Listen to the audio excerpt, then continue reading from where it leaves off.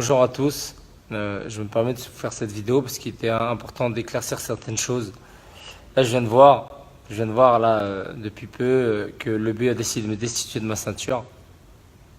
Je vais vous expliquer un petit peu ce qu'il en est parce que ça spécule un peu dans tous les sens et il y a beaucoup de choses qui sont pas vraies qui sont dites.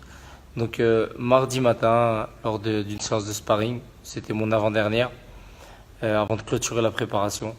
Donc avant mon avant-dernière, lors d'un crochet, le boxeur m'envoie un crochet, je fais une esquive et en montant, je m'ouvre le crâne sur le côté, donc ce qui équivaut malheureusement à, il y a eu 5 points de suture.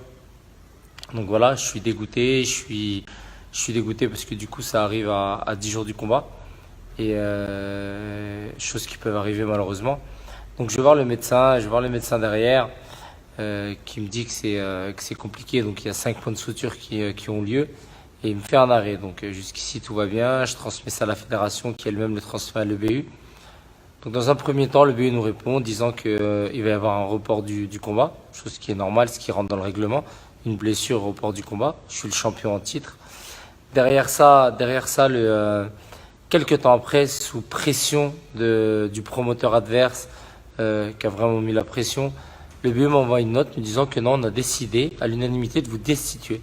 Alors qu'ils sont absolument pas dans leurs droits, ils n'ont pas le droit de faire ça. C'est d'ailleurs pour ça que là, mon avocat va les attaquer et j'espère que j'aurai un réel soutien de la part de la fédération parce qu'on ne peut pas traiter les gens tel que c'est fait. À me dire qu'on destitue alors que j'ai une réelle blessure. Ils peuvent envoyer un expert s'ils le souhaitent et ils vérifieront la blessure, il n'y a pas de souci là-dessus. Maintenant, je vous cache pas que je suis triste parce que ce combat, il y a eu plein de choses qui auraient pas dû se passer et qui ont lieu. J'ai gagné les enchères dans un premier temps. Ils nous ont forcé à décaler une date par rapport aux enchères parce que soi-disant les délais n'étaient pas respectés alors que c'est pratiquement les mêmes délais que là le 29. Enfin, ils ont mis la pression, ils ne voulaient absolument pas venir à Paris me rencontrer. Ils n'en avaient pas envie. Sachez que je n'ai absolument pas peur de Sergio Garcia. C'est personne. Il a boxé personne. Effectivement, il est invaincu. Il a invaincu. Il boxe bien. Il a une belle boxe. Il a toujours été surprotégé chez lui. Son seul fait d'armes, c'est contre Isaac Real. Et encore, si on peut appeler ça un fait d'armes. Donc, j'ai boxé des boxeurs beaucoup plus durs que lui. J'ai boxé Santos, qui est plus dur que lui. J'ai boxé Maxime Bossia. J'ai boxé Orlando Fierdoguileo, qui est plus dur que lui.